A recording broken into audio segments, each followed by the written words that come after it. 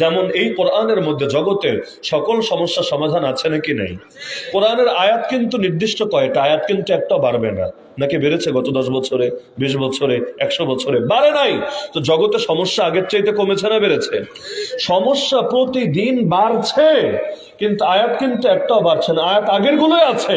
তাহলে আগের আয়াতের ভেতরে এত আধুনিক সমস্যা সমাধান পাবো কিভাবে? হ্যাঁ, আল্লাহ যাদের দিলের মধ্যে নূর ঢেলে দিয়েছে তারা এটা দেখে দেখেই সব সমস্যা সমাধান বের করে দেবে। মাটির উপরে যা আছে সবাই দেখে, মাটির নিচে কি আছে এটা কিন্তু সবাই দেখে না। আমি যদি বলি এখানে তেল আছে, গ্যাস আছে, আপনি আমার কথা শুনে কিন্তু করতে শুরু করবেন না, খনন করতে শুরু করবেন না। কিন্তু এই বিষয়ে বিশেষজ্ঞ যারা, তারা যদি এখানে এসে মেশিন লাগিয়ে বলে হ্যাঁ আসলেই তেল আছে, আপনি না, সরকারি লোক পাঠায় দিবে এখান থেকে তেল, এখান থেকে গ্যাস বের করার জন্য। তাহলে এই কোরআনে সব আছে, কিন্তু উপর দিয়ে সব নজরে পড়ে না, অনেক কিছু ভেতরে লুকায় আছে।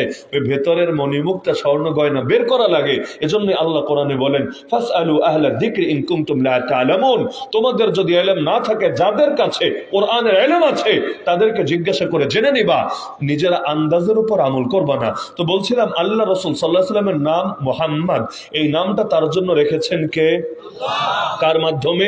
দাদাজির মাধ্যমে। আল্লাহ রাসূল সাল্লাল্লাহু আলাইহি ওয়াসাল্লামের নামে যেহেতু মুসলমান কালেমা পড়েছে, কালেমার মধ্যেই একটা কথার স্বীকৃতি, সেটা হলো লা ইলাহা ইল্লাল্লাহ মুহাম্মাদুর রাসূলুল্লাহ। এই দুই অংশে প্রথম অংশে বলে দিচ্ছে লা ইলাহা ইল্লাল্লাহ, হুকুম চলবে একমাত্র আল্লাহ, মুহাম্মাদুর রাসূলুল্লাহ সাল্লাল্লাহু আলাইহি ওয়াসাল্লাম, তরিকা চলবে একমাত্র রাসূলুল্লাহ। হুকুম চলবে আল্লাহর, তরিকা চলবে রাসূলুল্লাহর। হুকুম নিবেন আল্লাহর থেকে, যদিও ডাইরেক্ট নেওয়ার সুযোগ নেই, নবীর মাধ্যমে নিতে হবে। ডাইরেক্ট নেবেন কিভাবে? আপনার উপর কি হয়ে আসবে নাকি মেরাজে যাবেন সপ্ত আকাশ অতিক্রম করে? কোনোটাই তো পারবেন না। তো যেটা নেবেন নবীর থেকেই তো নিতে হবে। যেমন নামাজ পড়ো, হুকুম কার? আল্লাহর হুকুম। কিন্তু আপনি জানলেন কিভাবে? নবীর মাধ্যমেই তো জেনেছেন। এমনকি নামাজ কিভাবে পড়বেন, কখন পড়বেন, এটা তো সেই নবীজি শিখিয়েছেন। এমনকি কয় ওয়াক্ত পড়তে হবে বাধ্যতামূলক ভাবে, এই ব্যাখ্যাও তো আল্লাহ রাসূলই জানিয়েছেন সাল্লাল্লাহু আলাইহি ওয়াসাল্লাম।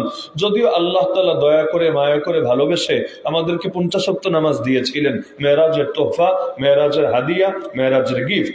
এবং আল্লাহ রাসূলও খুশি হয়েছিলেন, কারণ হাদিয়া যত বড় হবে খুশি তো তত বেশি হবে। আপনাকে 500 টাকা দিলে আপনি যত খুশি হবেন, 5000 টাকা দিলে নিশ্চয়ই খুশি কম হবেন না, আরো বেশি হবেন। দেখেন না, আমাদের দোয়ার মধ্যে প্রবণতা প্রকাশ পায়। 200 টাকা দামের দোয়া আর 20,000 টাকা দামের দোয়াও কিন্তু সমান হয় না। টাকার অ্যামাউন্ট যত বড় হয়, দোয়ার মধ্যে তেলের পরিমাণও তত বেড়ে যায়, স্বাভাবিক ব্যাপার। তো আল্লাহ তাআলা কত বিশাল একটা হাদিয়া দিলেন, 50 ওয়াক্ত, জানো তো না ব্যাপার না, বিশাল বড় হাদিয়া। আর আল্লাহ রাসূলের জন্য 50 ওয়াক্ত কেন, 500 ওয়াক্ত তো ব্যাপার না। কারণ নবী রাতের বেলা নফল নামাজই পড়েন এত বেশি, তার পা পর্যন্ত ফুলে যায়। তো নফল নামাজ পড়তে পড়তেই যিনি নিজের পা ফুলিয়ে ফেলেন, তিনি তো ফরজ আরো মজা নিয়ে পড়বেন। কারণ ফরজের দাম বেশি না নফলের দাম বেশি? তাহলে আল্লাহ রাসূল সাল্লাল্লাহু আলাইহি ওয়াসাল্লাম তিনি 50 কেন, তিনি তো 500 যদি আল্লাহ দিতেন তবুও তার জন্য এটা কোনো চাপ ছিল না, আরো মজার বিষয় ছিল, আরো খুশির বিষয় ছিল। আল্লাহ রাসূল যখন ফিরছিলেন, নবী মুসা আলাইহিস সালাতু ওয়াস সালাম তিনি কিন্তু অনুরোধ করেছিলেন, হে রাসূল আপনি আরেকবার যান আল্লাহর কাছে। কারণ যদিও আপনার উম্মতকে আমি তত্ত্বাবধান করি নাই, ওদেরকে চড়াই নাই, কিন্তু অতীতে যাদেরকে চড়িয়েছে ওদের সাথে এদের খাসলতের বড় মিল আছে। তো সুতরাং 50 ওয়াক্ত তো নিয়ে যাবেন, তো জাতি পড়বে না, পড়তে পারবে না, এজন্য আপনি আল্লাহকে বলে একটু কমায় নিয়ে আসেন। আল্লাহ রাসূল একবার গেলেন 45, দ্বিতীয়বার গেলেন 40, পরের বার গেলেন 35, এভাবে আস্তে আস্তে মাত্র 5। শেষের বারও কিন্তু নবী মুসা আলাইহিস সালাম বলেছিলেন, আমাদেরকে চিনতে পেরেছিলেন, আমাদের ব্যাপারে 5 ওয়াক্ত পড়বে দূরের কথা, অনেকে এমন থাকবে বোম ফুটলেও ফজরের সময় ঘুম ভাঙবে না। নামাজ পড়বে দূরের কথা, অনেক ছেলে পেলে আছে অ্যালার্ম দিয়ে রাখে, 1টা 2টা না, 3টা 4টা অ্যালার্ম লাগিয়ে রাখে, কিন্তু কোন ফাঁকে যে অ্যালার্ম বাজে আর কখন যে ঘুমের ভেতর বন্ধ করে আর খবর থাকে না। এই হলো আমাদের হালত। তো উনি কিন্তু এই মন্তব্যটাই করেছিলেন, আরেকবার যান, আরেকটু কমায় নিয়ে আসেন। কিন্তু আল্লাহ রাসূল সাল্লাল্লাহু আলাইহি ওয়াসাল্লাম বললেন, না আর পারবো না, কতবার যাওয়া যায়।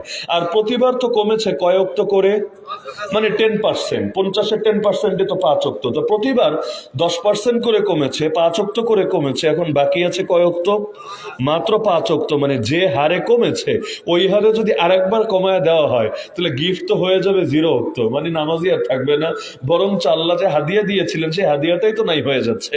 তা আল্লাহ রসুল বলেন না, আর আমি যেতে পারবো না, আর কমাতে পারবো না, উম্মত এটাই পড়বে ইনশাআল্লাহ। আল্লাহ তাআলা কত ভালোবাসেন আমাদেরকে, দায়িত্ব দিলেন 5 ওয়াক্ত কিন্তু সব ঠিকই রাখলেন 50 ওয়াক্ত।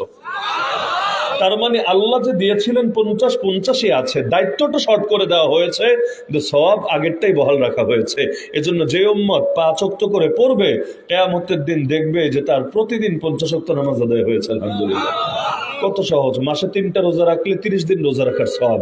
এভাবে যদি কেউ মাসে 3টা করে রোজা রাখতে পারে কিয়ামতের দিন দেখবে ওর হায়াত যেই কয়দিন রোজা হয়ে গেছে সেই কয়দিন উল্টা, বরঞ্চ হায়াত যেই কয়দিন রোজা তার দ্বিগুণ। বলবেন কিভাবে? 11 মাসে 3টা করে যদি রাখে, রমজানে তো 3টা না, রমজানে তো মাসব্যাপী, 11 মাসে যদি 3টা করেও রাখে, আরবি মাসের 13, 14, 15, আরবি মাস বুঝেন, হিজরি মাস যেটা মুহররম, সফর, রবিউল আউয়াল, 13, 14, 15, এই 3 দিন করে যদি রোজা রাখে তাহলে 11 মাসে 3টা করে হলে 33টা রোজা হয় না? 33টা রোজায় কয়টা রোজার সওয়াব? 330টা রোজার সওয়াব, 10টা করে, 1 এ 10, আল্লাহ 10-এর নিচে দিবে না। সর্বনিম্ন জান্নাতটাও 10 দুনিয়ার সমান, 9 দুনিয়ার সমানও না। তাহলে 3টা রোজা রাখলে 30টা রোজার সওয়াব হবে, তাহলে 11 মাসে 330টা রোজার সওয়াব হবে। আর রমজানে 1 মাসেই যদি 30টা রোজা ঠিকভাবে রাখে আরো 300 রোজার সওয়াব হবে। তাহলে 300 প্লাস 330 কত হলো? 630। তাহলে 1 বছরে দিন কয়টা? 1 বছরে যদি খালি 630টা রোজার সওয়াব হয়, 1 বছরে কিয়ামতের দিন দাঁড়িয়ে দেখবে আল্লাহ আমার হায়াত ছিল 80 বছর, রোজা দেখি হয়ে গেছে 120 বছর, 130 বছর, 140 বছর, আর হায়াতের চাইতে রোজা লম্বা। তাহলে আল্লাহ কত ভালোবাসেন আমাদেরকে, কি পরিমাণ দেওয়া দিয়েছেন। যেমন আল্লাহ যদি আরেকটা মাস আমাদেরকে বাঁচায় রাখেন, দোয়া করি আল্লাহ আমাদের হায়াতটা আরেকটু বাড়ায় দেখ, যদি আমাদের আল্লাহ তাআলা আরেকটা রমজান পাওয়ার তৌফিক দেয়। এই রমাদানে লাইলাতুল কদরে খালি সব রাত বাদ দেন, 1 লাইলাতুল কদরে যদি আপনি ইবাদত করতে পারেন, আর মসজিদে ইতিকাফ করলে লাইলাতুল কদর নিশ্চিত, আপনার মিস হওয়ার কোনো সম্ভাবনাই নাই। কারণ আপনি মসজিদে আছেন, ইতিকাফে অল টাইম প্রতি সেকেন্ডে সওয়াব লেখা হচ্ছে। আবার এশা পড়লেন জামাতে, ফজর পড়লেন জামাতে, এই জামাতে পড়ার কারণে পুরো রাত ইবাদতে সওয়াব লেখা হয়েছে। তাহলে ইসলাম কত সহজ করে দেওয়া হয়েছে। 1 রাতেই এমন ইবাদত করতে পারবেন, লাইলাতুল কদরি খায়রুম মিন আলফি শাহর, 1000 মাসের চাইতে উত্তম হয়ে যাবে ইনশাআল্লাহ। তাহলে বলছিলাম হুকুম হলো আল্লাহর, তরিকা হলো মুহাম্মাদুর রাসূলুল্লাহ সাল্লাল্লাহু আলাইহি ওয়াসাল্লামের। আল্লাহ বলে দিলেন নামাজ পড়ো, কিভাবে পড়বো নবী শিখিয়ে দিলেন। আল্লাহ বলে দিলেন রোজা ফরজ করা হয়েছে, কিভাবে রোজা রাখবো নবী শিখিয়ে দিলেন। আল্লাহ বললেন তোমাদের উপর হজ ফরজ করা হয়েছে, যাদের সামর্থ্য আছে হজ কিভাবে করব নবী শিখিয়ে দিলেন।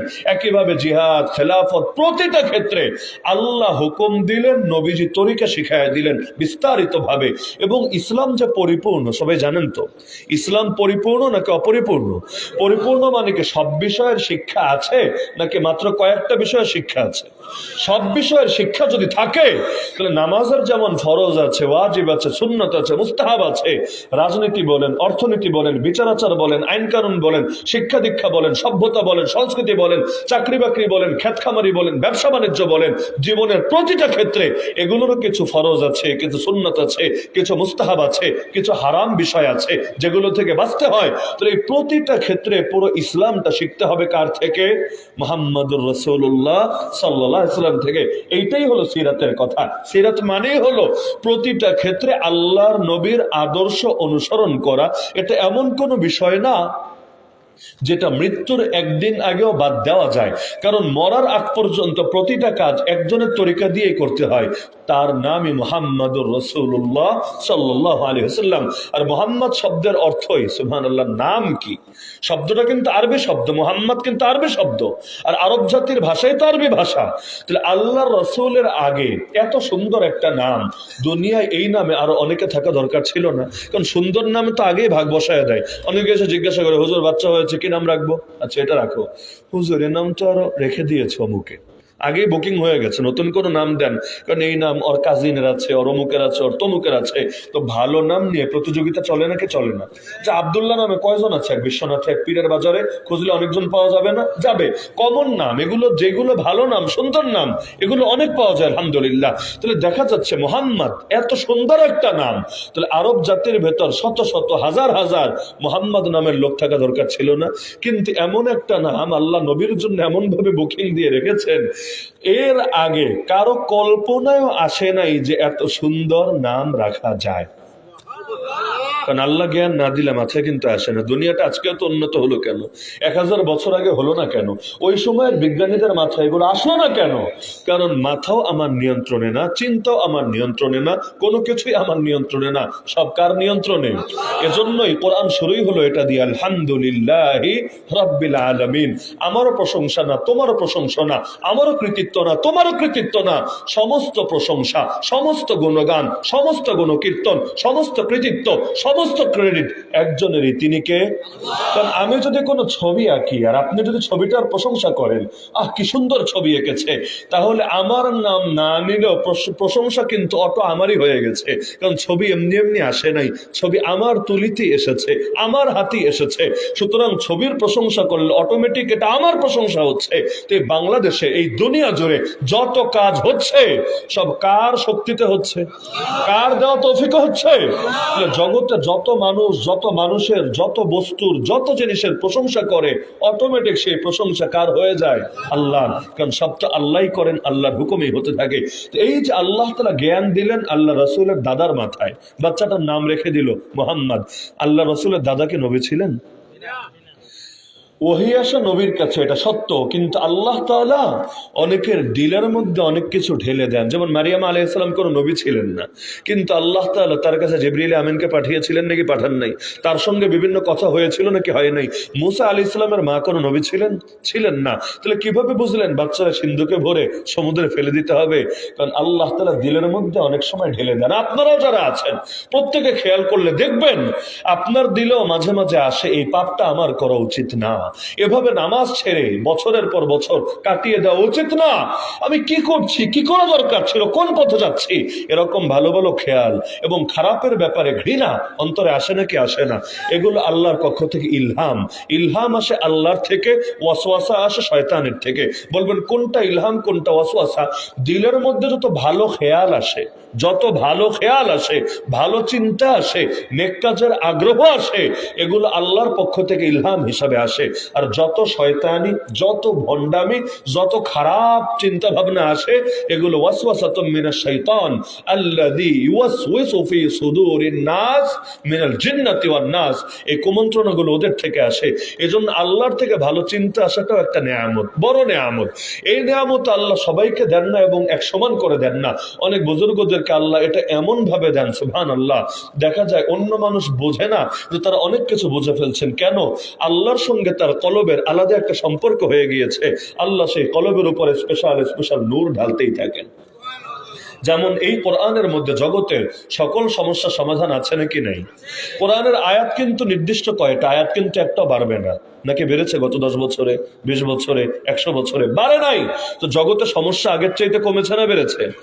সমস্যা প্রতিদিন বাড়ছে, কিন্তু আয়াত কিন্তু একটাও বাড়ছে না, আয়াত আগের গুলোই আছে। তাহলে আগের আয়াতের ভেতরে এত আধুনিক সমস্যা সমাধান পাবো কিভাবে? হ্যাঁ, আল্লাহ যাদের দিলের মধ্যে নূর ঢেলে দিয়েছে তারা এটা দেখে দেখেই সব সমস্যা সমাধান বের করে দেবে। মাটির উপরে যা আছে সবাই দেখে, মাটির নিচে কি আছে এটা কিন্তু সবাই দেখে না। আমি যদি বলি এখানে তেল আছে, গ্যাস আছে, আপনি আমার কথা শুনে কিন্তু করতে শুরু করবেন না, খনন করতে শুরু করবেন না।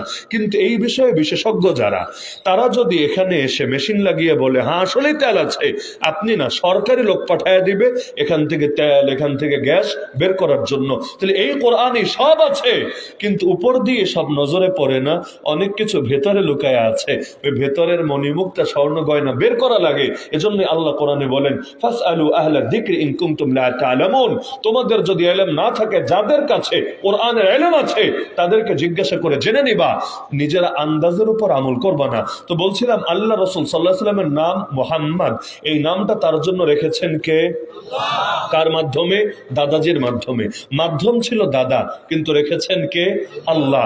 কারণ দাদার মাথায় এটা ঢেলেছেন আল্লাহ। যেমন নবী মুসা আলাইহিস সালামের মায়ের মাথায় ওই চিন্তাটা ঢেলেছিলেন আল্লাহ, মারিয়াম আলাইহিস সালামের মাথায় চিন্তাটা ঢেলেছিলেন আল্লাহ। তাহলে মোহাম্মদ শব্দটার মধ্যেই তো সব কামাল লুকায়িত।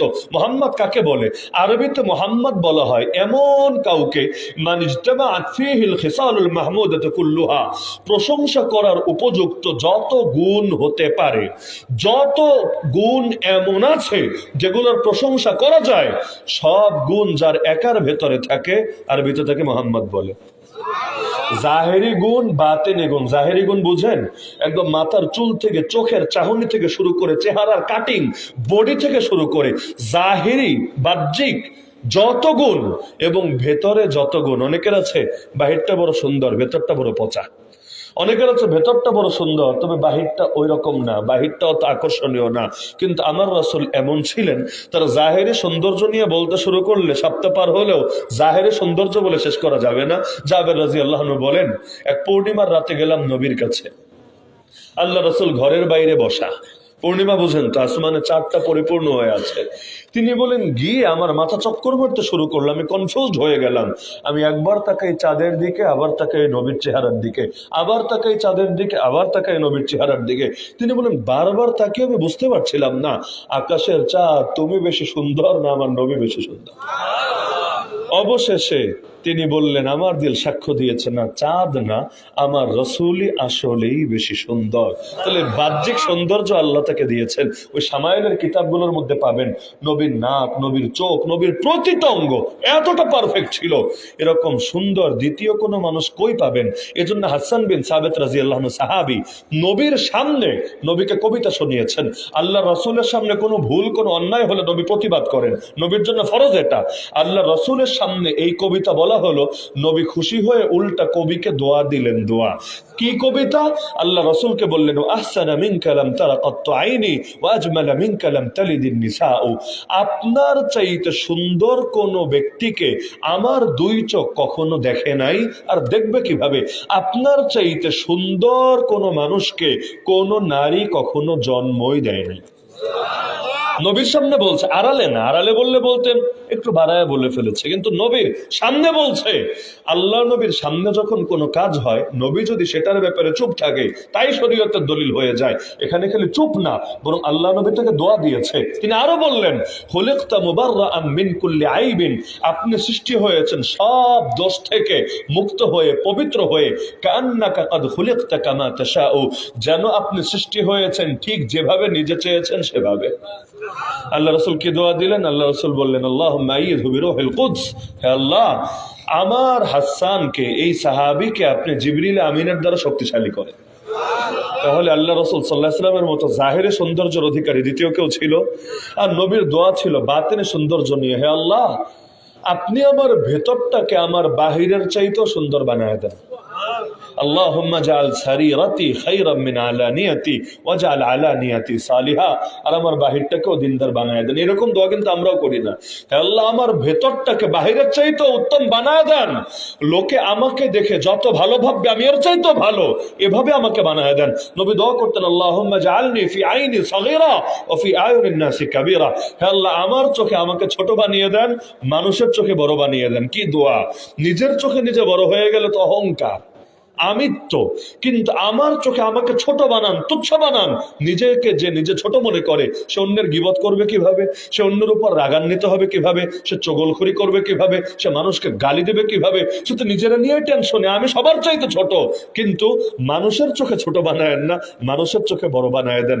আল্লাহ রসুলের দোয়াগুলো নিয়ে যদি ওয়াজ করা হয়, রাতের পর রাত যাবে। নবীর এক একটা দোয়ায় যে কি মুজিজা, কি শক্তি এবং কি আবেদন আছে, এটা বলে শেষ করা যাবে না।